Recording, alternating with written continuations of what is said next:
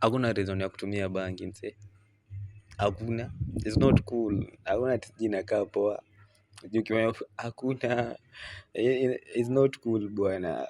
Kutumia bangi iliacha kuwa cool. Siku hizi bwana unachapa lips zinaharibika. Inakusotesha bure tu. Sasa angalia mimi aka 50 nanunua bundles nakaa TikTok. Wewe unakuja kuniomba bundles kuna kunyima kwani iko nini? Hakuna sasa kutumia bangi bwana. Wacha kutumia kuwa sober msee. Afadhali hata pia pombe hakuna, lakini pombe unaweza tumia haina shida. Lakini mbona utumie bangi? Ndio nini ifanyike?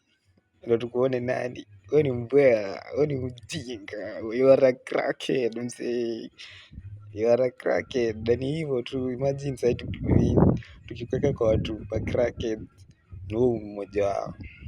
Na si kitu mzuri. Wewe fikiria juu ya maisha yako wachana na bangi. Ukuje kwa chai.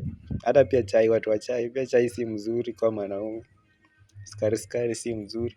Ukuje tu kwa ugali. Watu tu wako cool kwa hii dunia ni waluhya peke yake. Kukula ugali is cool.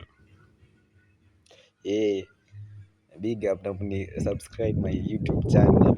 Najua watu wa bangi watanisubscribe. Bye bye. More life.